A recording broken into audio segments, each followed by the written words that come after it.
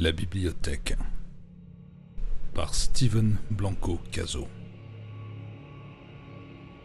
Chapitre 1. Mon bureau. Moscou, lundi 30 mars 1954, 9h du matin. Il faisait froid, il pleuvait, mais au moins, il ne gelait pas. Mon identité, Vassili Ivanovitch Zaïtchikov. Lieutenant Vassili Ivanovitch Zaïtchikov. Ce n'était pas que j'y tenais beaucoup, mais mon père m'avait tellement fait chier pour que j'intégrasse le KGB que je méritais bien de bénéficier des quelques avantages que cela me conférait, dont le prestige de l'uniforme, puisque ce n'était pas avec mon physique ingrat de binoclard grassouillé et souffrant de calvitie depuis mes 20 ans que je pouvais réussir à séduire. Ce jour marquait le début d'une nouvelle étape dans ma carrière. Je devenais archiviste dans la 10e section du KGB. Ivan Serov, le directeur général, devait bien ça à mon père, un communiste de la première heure, un héros de la guerre civile, ridiculement décoré pour avoir tué des réactionnaires. Mon fils de moudjik de père tirait une telle fierté de ces hochets distribués à tour de bras par le parti à tous ceux qui avaient tué les fascistes. Et ça marchait. Ils aimaient ça.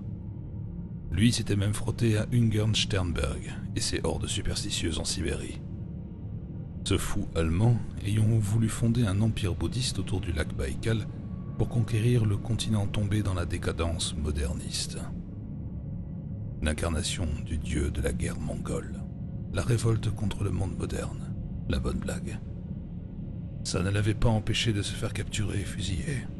Au moins, il reconnaissait les turpitudes de la bourgeoisie. Qu'importe. Pour la contribution de mon père au triomphe du matérialisme historique et du socialisme scientifique, c'est bien la moindre des choses que de recaser le fils d'un héros de la patrie à un poste d'archiviste. Toute proportion gardée, si j'étais là, c'était quand même pour mes quelques mérites. J'étais bon en langue. Je savais lire le grec ancien, le latin, le slavon, y compris écrit anglais gothique, et quelques autres langues anciennes comme le gothique. Mais je ne risquais pas de faire de l'espionnage chez les impérialistes avec ça, à moins que nous ne devions combattre Alexandre le Grand ressuscité. Je savais que les Roumains étaient très prisés pour l'espionnage en Italie, mais le latin, c'était une autre histoire. J'avais bien à l'occasion donné quelques cours à l'université d'État de Moscou, mais mon père voulait que j'aie une carrière dans l'armée. Alors, les archives, ça faisait un compromis. Pour mon premier jour, j'étais à l'heure, devant une porte discrète dans un immeuble un peu excentré de Moscou, loin de la place Lubianka. Je tapotais, rien ne se passa. Je tapais un peu plus fort, toujours rien. Je tambourinais la porte, et j'entendis une faible voix, celle d'un vieillard, dire « J'arrive, j'arrive ». Il ouvrit. J'avais parfaitement entendu la première fois. C'était effectivement un vieillard, de longs cheveux blancs voûtés, des yeux très vifs, d'un bleu perçant, une longue barbe tombant sur la poitrine, comme plus grand monde n'en portait depuis la Révolution. Encore moins quand on était membre du parti et d'une quelconque administration. Ce devait être déjà très ringard sous Pierre le Grand. Cette longue barbe était blanche, mais avec des taches rousses dans la moustache indiquant qu'il fumait beaucoup, ce que confirmait son sourire jaunâtre. Il portait un costume gris, on ne peut plus quelconque, cachait mal l'extrême maigreur de son corps, probablement décharné par les années de privation traversées durant la Grande Guerre patriotique. Ses longs doigts osseux étaient tachetés d'encre noire et semblaient être la dernière partie de son corps avec le regard encore capable de vivacité. On l'aurait cru sorti d'un conte. Je n'aurais même pas été surpris de l'entendre me parler en vers, à la façon de Pouchkine. « Bonjour camarade, je suis Vassili Iva, je sais qui tu es. On m'a déjà transmis ton dossier. Entre, je suis Boyan. Comme un conteur, je t'attendais. » Je découvris alors le bureau, une sorte de clapier minuscule où s'entassaient des dossiers, des livres, des bibelots. Ce qui me surprit, Je ne déduisais pas de la présence d'un échiquier, d'un crâne de mouton avec les cornes et de diverses breloques, le sérieux propre à une administration de la grande Union soviétique. En regardant autour de moi, je vis d'abord un bureau particulièrement encombré, le sien, et un autre où il n'y avait rien pour l'instant, à part de la poussière. Il me le montra de son doigt décharné. « Va t'installer là pour travailler. » Tous les murs étaient occupés de bibliothèques très chargées, les livres s'entassant dans un apparent désordre. « Tu te feras vite à mon système de classement, c'est assez logique. Tu fais quoi comme étude ?» Des langues surtout, grec ancien, latin, slavon, gothique, surtout du grec en fait. Ça ne t'a jamais énervé qu'à la bibliothèque Lénine, les Grecs soient répartis partout en fonction du sujet du livre, et qu'il n'ait jamais fait de rayon d'études helléniques. Pour la philosophie, tu dois aller au 3e étage, puis au 2e dans l'aile sud pour l'histoire, mais dans l'aile nord pour le théâtre. Ils ne peuvent pas réunir Xénophon, Aristote et Sophocle au même endroit. Si, peut-être. J'ai jamais vu les choses comme ça. Plus sérieusement, t'as une idée de ce que je fais ici? On est aux archives, donc oui, j'ai bien ma petite idée. Classer les documents en attendant que quelqu'un vienne les consulter. Exactement, camarade. Le bureau vient tout récemment d'être installé, mais le gros du travail est juste à côté. Là-bas, c'est vraiment en désordre. On va devoir organiser tout ça et bien sûr faire un rapport à la fin de la procédure. Pendant qu'il disait ça, il ouvrit une porte et me fit entrer dans une seconde pièce. Le cœur de mon futur travail, une sorte de hangar rempli de cartons, de caisses dont dépassaient des livres anciens reliés en cuir, ayant mal supporté l'humidité. Je m'exclamai alors. « Non mais quel bordel! Je ne te le fais pas dire. Et on va devoir ranger ça. T'as de la chance, ce bureau est vraiment très récent. Si j'ai bien compris mon ordre de nomination, il y a eu un électricien qui a retrouvé des caisses abandonnées dans un coin du Kremlin en tombant par un trou. On m'a donc appelé pour ranger ça, d'autant que personne ne comprenait ce qui était écrit dans ces bouquins. Pour ne pas te mentir, je suis un peu seul. C'est trop de boulot pour un seul homme, surtout à mon âge. Bienvenue dans ma galère. Merci du cadeau, moi qui voulais gérer des archives tranquillement. Ne t'inquiète pas, tu seras tranquille. On lit des livres, on les classe, prends ce carton, au boulot. Dépité, je m'exécutais. Je pris un carton que je ramenais dans notre office et que je posais sur mon bureau. J'en sortis les différents volumes pleins de poussière, de suie, de taches de moisissure. Le vrai cauchemar du bibliothécaire. Quel crétin avait bien pu laisser tout ça pourrir sur place. J'ouvris le premier volume qui me tomba sous la main et je commençai à lire. Chapitre 2. La hiérarchie attend. Peri poietikes autes tekaiton aidon autes, entina dunamine caston ekei, kai postei sunisthai tus muthus. Voilà un texte que je connaissais bien, la poétique d'Aristote. Nous allons parler et de la poétique elle-même et de ses espèces, dire quel est le rôle de chacune d'elles et comment on doit constituer les fables. Je me mis donc à le relire, histoire de ne pas passer ma journée à ne rien faire. J'avançais un peu au hasard dans le manuscrit en sautant des chapitres. Pour la poétique, le volume me semblait un peu épais, et je me disais que cela pouvait bien venir de la mise en page des enluminures ajoutées par les copistes. Enfin, j'arrivais au dernier chapitre, le chapitre 26, jusqu'à Perinen aun tragedias kai epopoias, kai auton kaiton eidon kaiton meron, kai posa kaiti diaferei, kai tu eumeitines antiae, kai peri epitemeseon, kai leuseon eresto tausota, peride ianbon kai comitias. Soit. Voilà donc tout ce que nous avons à dire sur la tragédie et sur l'épopée, sur leur variété et leur partie, sur leur nombre et la nature de leurs différences, sur ce qui les rend bonnes ou mauvaises, sur les critiques auxquelles elles prêtent et les réponses qu'on peut y faire. Normalement, cela aurait dû s'achever ici, mais non. Il restait encore presque la moitié du livre. Je continuais ma lecture, on aurait dit une sorte de théorie littéraire, toujours à la façon d'Aristote dans sa poétique. et très proche de son style d'écriture. Cela faisait très longtemps que je ne l'avais pas lu, et pourtant, je crus bien me souvenir que ce qui était dit sur la comédie était très succinct. Cela ne dépassait pas quelques pages, le reste se concentrant sur la tragédie ou l'épopée. Là, il s'agissait de pages et de pages de réflexion sur la comédie, ses mécanismes et la force du rire, les mérites d'Épicarme, de Chionides, la rivalité d'Aristophane, Eupolis et Cratinos. Aurait-il pu s'agir d'un manuscrit unique, un authentique second volume de la poétique d'Aristote entre mes mains, ou alors un excellent faux? Une imitation très aboutie du style du IVe siècle avant notre ère. Le manuscrit, par son aspect, semblait être byzantin, médiéval, et certainement pas antique. De toute façon, après les incendies des bibliothèques de Persépolis, de Carthage, d'Alexandrie, d'Antioche ou de Constantinople, les innombrables incendies de Rome, les conquêtes arabes ou des Huns, avait-on vraiment idée de tout ce qui avait été perdu par l'homme, de tout ce savoir, ces œuvres à jamais dévorées par les flammes, disparues de la mémoire de l'humanité? Les copistes de Byzance avaient sans doute transmis certaines choses, et non des moindres, mais les pertes restaient incommensurables. Je me tournai vers Boyan, mais celui-ci avait disparu. Quelqu'un toqua à la porte, et j'ouvris. « Bonjour, camarade. Je suis Svetozar. C'est moi qui fais la liaison entre toi et le bureau central. Tu peux entrer ?»« Bien sûr, camarade. Veux-tu du thé ?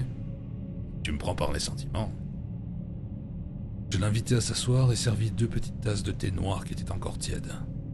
Il fit une grimace en le goûtant, mais ne se plaignit pas. « Ne devais pas y aller par 4 chemins. Dans le service, il y a 2 écoles concernant ton bureau. Ceux qui disent que ça ne sert à rien, tous ces vieux bouquins, et ceux qui disent que ça ne relève pas de nous. Et tu es dans quel camp ? Le savoir peut toujours être utile. Durant la dernière guerre, les nazis ont failli gagner à plusieurs reprises. Tu sais pourquoi ? Leur avance. Les fusées, le nucléaire, les radars, les codes. Les Américains ont récupéré des ingénieurs. Et paf, la bombe atomique. Hiroshima, Nagasaki. Bon, nous en avons récupéré d'autres. Je ne te dis rien. Et j'ai un cousin qui travaille avec Sergei Korolev sur un projet de satellite dans l'espace. Un objet qui tournera autour de la Terre, avant de conquérir la Lune et Mars et le cosmos suivant le rêve de Tsiolkovsky et de Fyodorov. Tu connais ? Je dois avouer que non. Nikolaï Fyodorovitch Fyodorov, bien que soumis à la pensée réactionnaire de l'Église orthodoxe, avait d'étranges spéculations sur l'immortalité et la résurrection des morts. Car là où la plupart des chrétiens voyaient ça après l'Apocalypse, lui voulait le mettre en œuvre scientifiquement. Quant à Constantin Eduardovitch Tsiolkovsky, son disciple, il avait déterminé que si tous les morts ressuscitaient, la Terre serait trop petite et qu'il faudrait alors conquérir le cosmos. Valentin Petrovitch Glushko, qui s'occupe des moteurs de fusée, en est un admirateur. Le savoir est une arme, c'est fini l'époque des bogatirs et des guerriers à gros muscles mais débiles. Les ingénieurs sont les nouveaux conquérants, y compris les savants fous. La science est la magie de l'ignorant. Alors, que fais-tu de passionnant ici ? Pour l'instant, pas grand-chose. Je suis arrivé ce matin, je range un peu, j'ai commencé à lire des livres. Quelque chose d'intéressant ? De la théorie littéraire grecque. Ah, seulement ça ? Mais ce serait peut-être intéressant pour la bibliothèque Lénine. Oui, certainement. Continue ton travail, je viendrai te rendre visite prochainement. J'attends surtout un inventaire détaillé de ce qu'il y a dans tous ces cartons. Et alors que nous avions échangé les salutations d'usage, Svetozar s'en alla. Je ne m'attendais pas à tomber sur un cosmiste. Boyan rentra dans le bureau. « Tu voulais quoi ?»« Des résultats. »« Toujours pressé, ces apparatchiks. Tiens, tu devrais lire ça. » Il posa alors devant moi un énorme volume poussiéreux. Je soufflai dessus et je l'ouvris. Je vis le titre, « Iphigénie ». Je me dis que c'était une pièce d'Euripide, soit Iphigénie en Tauride, soit Iphigénie à Aulis. Mais non, rien à voir. Ça ressemblait plutôt à du Sophocle. Mais cette pièce était perdue. Je fouillais frénétiquement dans les cartons. Cerbère, Tantale, Clyménestre, de Sophocle, Prométhée porteur de feu. Les Kabyres, Lycurgue d'Échille. Plus je fouillais, plus je tombais sur des titres dont je savais qu'ils étaient perdus. Perdus, brûlés, détruits ou disparus. Mais c'était quoi encore ce bordel ? Je regardais Boyan droit dans les yeux. Tu n'as pas quelque chose à me dire? Bien sûr. Connais-tu la vie de Zoé, paléologue? Chapitre 3. Zoé. C'était par une nuit sans lune, transpercée de nombreux cris. Un père était inquiet pour ses enfants, Thomas, paléologue, le plus jeune frère du dernier empereur de Byzance, Constantin XI. Dans cette nuit qui changea la face du monde, les Ottomans venaient d'attaquer Morée, l'un des derniers territoires byzantins après la chute de Constantinople. Depuis la mort de Constantin en combat, plus rien n'allait. Thomas et son frère Démétrios n'arrivaient pas à se réconcilier, et Démétrios avait même fait alliance avec les Ottomans, ce traître. Thomas avait réussi à faire monter sur le bateau ses enfants, André, Manuel et Zoé, la petite dernière. Seule Hélène était encore en Serbie pour poursuivre le règne de feu, son mari Lazar Brankovic. Le bateau était prêt depuis des semaines, au cas où les Ottomans envahiraient Morée. Voilà, tout était perdu. Une seule chose arrivait à consoler Zoé alors que le navire s'éloignait du port en direction de l'Italie et qu'elle se disait qu'elle ne reverrait peut-être jamais la terre où elle avait grandi. Son père lui avait demandé ce qu'elle voulait emmener en cas de fuite. Des livres. Tous ces livres étaient là. Son père allait leur présenter quelqu'un de très important, le pape Pie II. Il lui apportait un cadeau, la tête de l'apôtre André. Un cadeau bien étrange dans les yeux de cette petite fille. Elle se disait que si elle avait été à la place du pape, elle aurait préféré un beau livre. Alors que le bateau était déjà loin des côtes, son père l'envoya se coucher. Inquiète pour sa famille et l'avenir, Zoé se mit à prier. Dans la cabine, à genoux, elle faisait la liste de ce qu'elle voulait. Que Dieu protégeât son père, ses frères, sa sœur, sa mère, que le pape fût gentil, que son père retrouvât le trône de Constantinople. Le voyage était long. Elle ne savait pas encore à quel point il le serait. Bien des années étaient passées depuis cette nuit. Manuel ce félon était devenu un petit noble des Ottomans après avoir prêté allégeance au sultan Bayezid II. Le déshonneur et la rénonciation au trône, pourquoi? Une pension. Misère. Hélène s'était retirée dans un couvent après son arrivée en Italie. La Serbie aussi était tombée aux griffes des Ottomans. André essayait toujours de plaider sa cause pour que les princes européens l'aidassent à remonter sur le trône, mais sans succès. Il semblait qu'il y eût une sorte de malédiction des prénoms. Comme Rome fut fondée par Romulus et l'Empire par Auguste, les deux tombèrent sous le règne du pauvre Romulus Augustule, qui portait les deux plus grands noms de l'histoire romaine pour la voir finir dans le chaos du 5e siècle.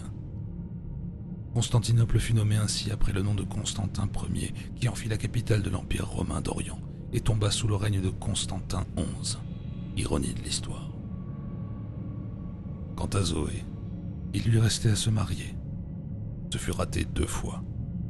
Fallait-il vraiment que le destin s'acharnât sur elle pour l'humilier ainsi? 2 prétendants avec qui cela avait échoué, ce n'était pas rien. Elle était quand même la nièce et la petite fille des 2 derniers empereurs byzantins, de l'empire qui continue à Rome, d'un héritage qui remontait à Romulus. Les Italiens auraient dû avoir un peu de considération pour ça. Quelle famille en Europe pouvait prétendre avoir une plus longue légitimité? Alors, quand ce petit marquis, ce faquin, Lodovico III de la maison, Gonzague de Mantoue, avait renoncé à unir son fils Federico à Zoé au prétexte de soucis de trésorerie, qu'elle camouflait. Elle n'aimait pas ça chez les Italiens, leur goût pour l'argent, la banque, les finances, ce péché, l'avarice. Elle préférait le rare. Peut-être que leur usure était sauvée par le mécénat. Elle avait failli aussi épouser Jacques, le fils illégitime de Jean de Lusignan, roi de Chypre. Mais le pape l'avait écarté de la succession pour lui préférer sa demi-sœur Charlotte, qui n'était pas une bâtarde. Les négociations prirent fin aussitôt, alors que Jacques, finalement Jacques II, avait réussi à prendre Chypre. Avec l'aide des Mamelouks, Zoé préférait ne pas avoir à transiger avec de telles compromissions. Alors quand enfin elle reçut une lettre du nouveau pape, Paul II, demandant de venir le voir pour une proposition exceptionnelle, elle ne savait pas vraiment à quoi elle devait s'attendre. Chapitre 4. Une lettre pour Ivan III. Un matin, un page courait à travers le palais du prince Ivan III de Moscovie. « Messire, une missive est arrivée pour vous ce matin. » Il était encore alité, mais s'apprêtait à se lever d'ici peu. Débarrassant ses jambes des fourrures qui le recouvraient, il se dressa, les yeux encore pleins de sommeil, pour écouter ce gamin. Il l'aimait bien, entre autres parce qu'il était toujours extrêmement respectueux. Et cela n'avait pas l'air fin, contrairement aux émissaires qu'il pouvait recevoir à l'occasion. Il était mal réveillé, mais ce matin il était de bonne humeur après la victoire écrasante de son armée contre les Novgorodiens sur les bords de la Chélon, une étape dans ses projets de conquête. Il lui dit alors « Ouvre-la, elle vient d'Italie. Ouvre-la, te dis-je. » À son Altesse Sérénissime Ivan de Moscovie. Et là, il lui lut une proposition à laquelle le prince ne s'attendait pas du tout. Cette lettre venait du pape. Il souhaitait proposer la main de Zoé Paléologue en mariage au prince, la nièce du dernier empereur de Byzance, qui était maintenant sous sa protection. Un mariage? Pourquoi pas? Cela faisait des années maintenant que sa tendre Marie s'était éteinte. Il avait déjà assez de problèmes en ce moment pour s'embarrasser de l'organisation d'un mariage avec une byzantine. En plus, elle devait avoir ses habitudes de princesse impériale. Et il avait d'autres chats à fouetter, comme les Turcs mahométans de la Horde d'Or à mater. Cela faisait bien trop d'années qu'ils se croyaient autorisés à prélever leur tribut sur la Moscovie. La Moscovie ne serait plus leur vassal, et ils devaient aussi apprendre à vivre aux Lituaniens. Tant de guerres à mener là où ses prédécesseurs se contentaient de survivre. Saint Ilia guidera sa hache sur les champs de bataille. Mais après tout, un mariage, ça ne pouvait pas faire de mal. Son confesseur se plaignait assez de le voir avec des maîtresses. Celle-là serait légitime. Une princesse byzantine. Cela faisait de lui un membre de la famille des empereurs d'Orient. Ce n'était pas si mal. Chapitre 5. Sophie. Zoé était devant le pape. Cela faisait tellement d'années que sa sainteté s'occupait d'elle, et elle ne savait pas quoi attendre d'un tel entretien. Paul II lui expliqua qu'il souhaitait l'unir au grand prince de Moscovie, Ivan III. Zoé n'était pas très attentive à ce qu'on lui racontait, car 2 des précédentes tentatives d'union avaient échoué. Ce n'était pas très engageant pour la suite. Mais à force de discussions, Zoé fut convaincue, surtout quand sa sainteté lui expliqua que cela serait un moyen de renforcer l'unité de la chrétienté face aux Mahométans. Le dialogue ayant été établi avec le grand prince, elle posa un certain nombre de conditions à cette union. Elle savait qu'elle n'apportait ni terre ni fortune. Sa dot n'était pas en monnaie sonnante et trébuchante, mais elle était l'incarnation d'une histoire millénaire. Elle détenait l'aigle bicéphale, emblème de sa famille depuis des siècles. Après la chute de Rome et de Byzance, là où elle régnerait serait la 3e Rome. Elle ne posa que 2 conditions face à tout ce qu'elle apportait. Qu'elle put emporter avec elle sa bibliothèque et emmener des artistes italiens pour l'architecture, les peintures et la sculpture. Ivan aussi eut une exigence qui déplut fortement au pape et à l'évêque d'Achia, qui avait supervisé l'union. Zoé devait se convertir à l'orthodoxie. L'évêque qui l'accompagnait ne fut même pas autorisé à entrer dans Moscou. Et Zoé, comme un présage de sagesse dont elle ferait preuve durant son règne, prit le nom de Sophie.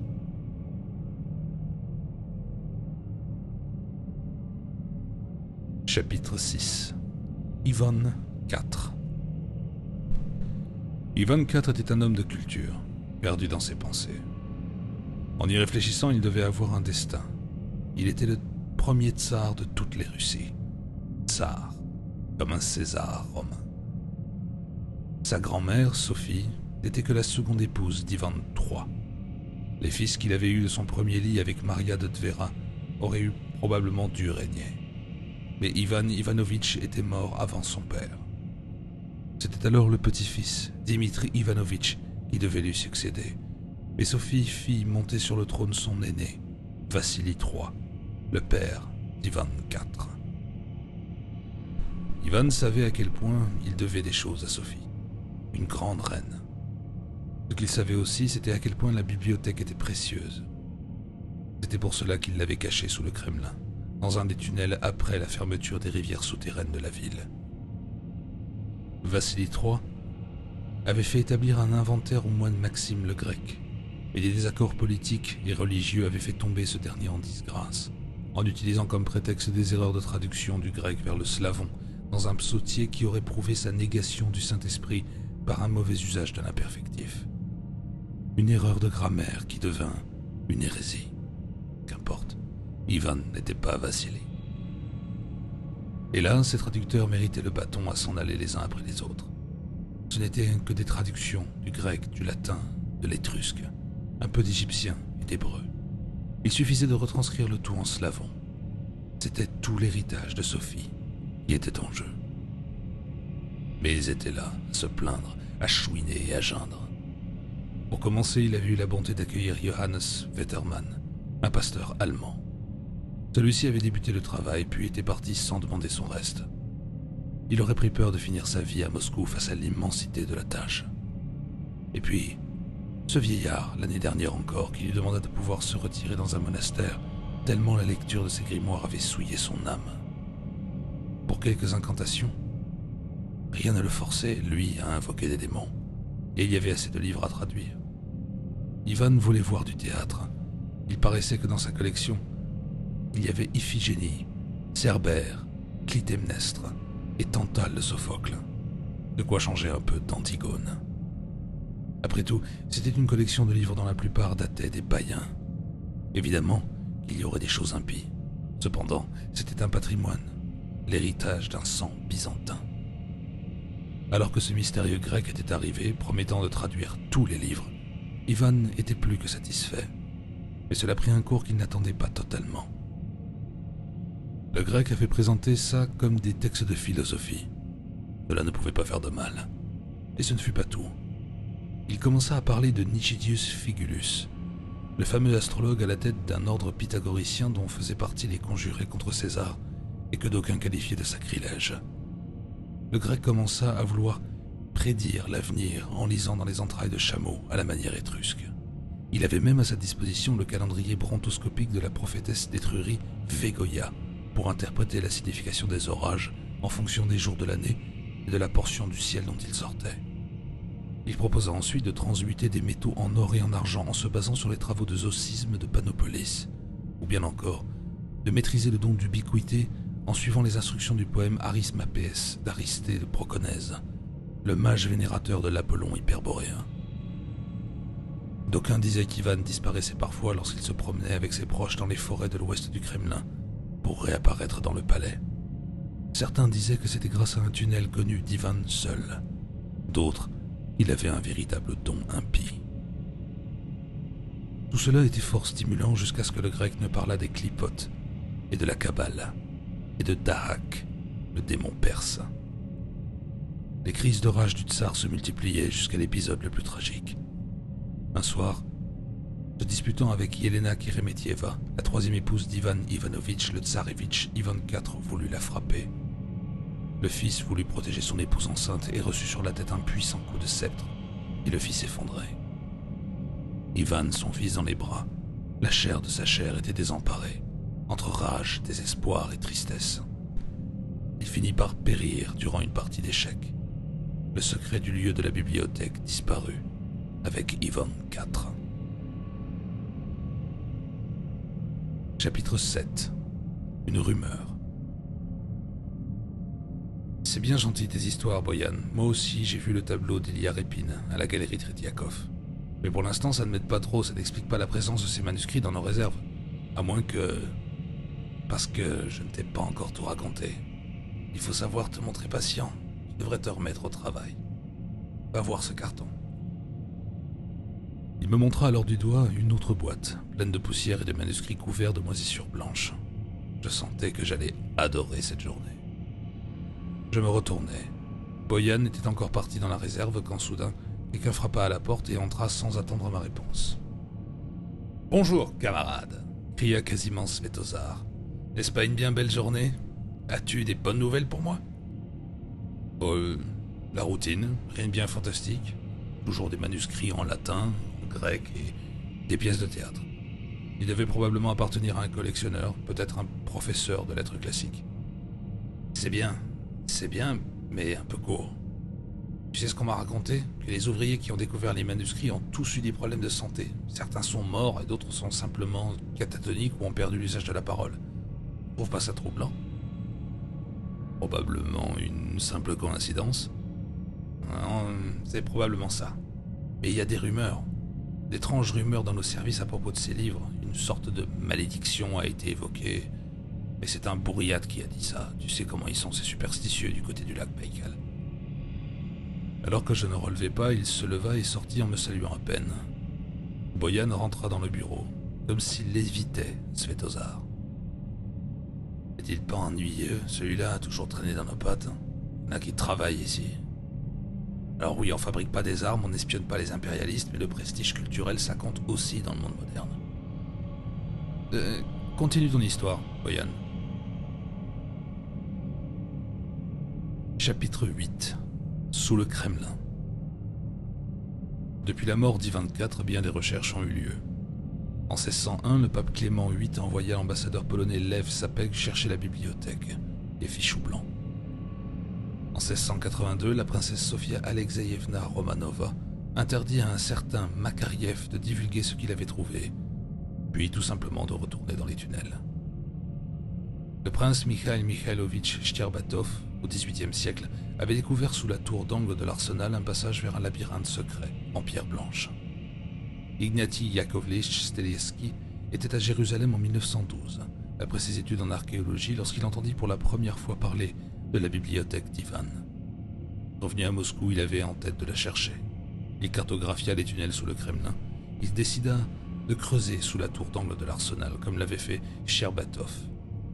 Steletsky entama les fouilles, malgré la surveillance étroite de l'Okhrana, la police secrète de Nicolas II.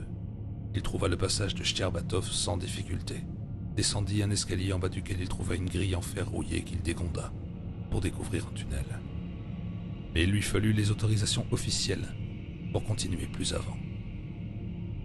Le principal obstacle était le professeur Sergueï Belokourov, un éminent membre de l'Académie qui avait rendu un rapport très officiel affirmant que la bibliothèque n'était que légende pour rêveurs, ce qui interdisait toute fouille sans preuve concrète et irréfutable de la réalité de la bibliothèque.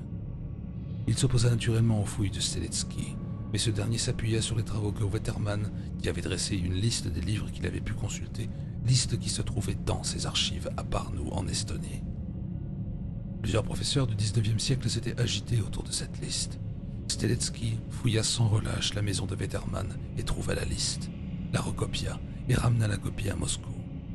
Mais Belokourov s'en moquait. Que pouvait-il faire d'une liste de titres recopiés par la main de Steletsky? Steletsky fut envoyé sur le front durant la Première Guerre mondiale, ce qui mit au moins un temps fin aux fouilles. Et la révolution arriva, la fin d'un monde et de nouveaux rêves. De retour à Moscou en 1924, Steletsky entama une campagne dans la presse communiste pour affirmer que ces fouilles permettraient de redonner au peuple les trésors de la Russie cachés par la noblesse. Le camarade Staline avait déjà entamé la construction du métro. Steletsky devint l'archéologue officiel qui supervisait les excavations du métro. Mais il se fichait de ce qu'il y trouvait.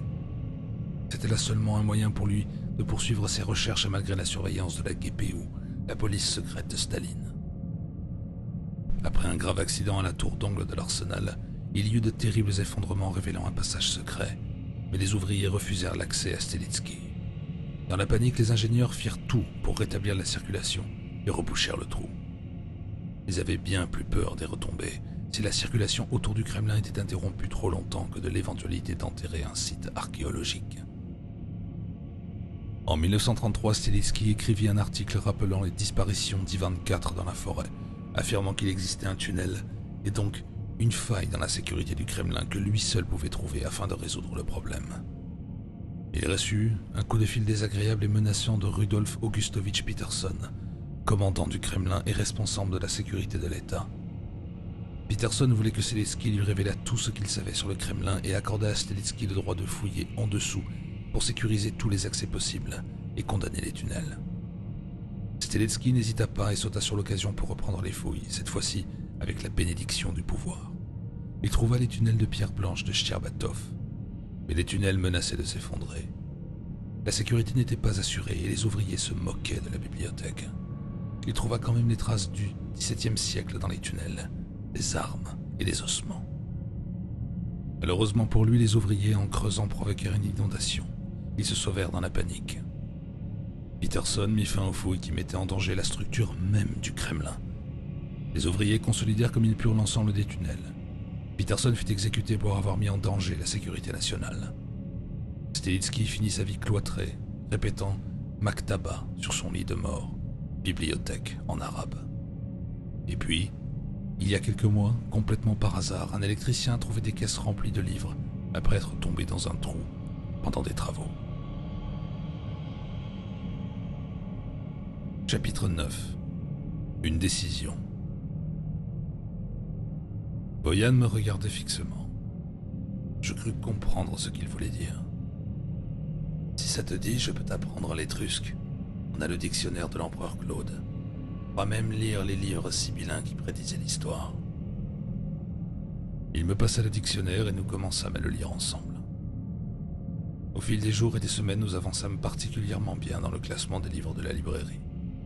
J'avais maintenant le choix entre révéler ce qu'elle contenait et me taire. C'est ce qu'on appelle un dilemme.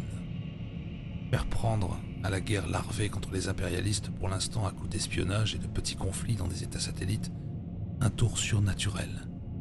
Reprendre la guerre occulte, comme les nazis avaient essayé avec leur rite depuis Wewelsburg. Et ce n'était pas la première fois que le pouvoir en Russie accordait de l'importance à des mages et des chamans, ne fût-ce que Rasputin. Autant m'atteler à ce rapport.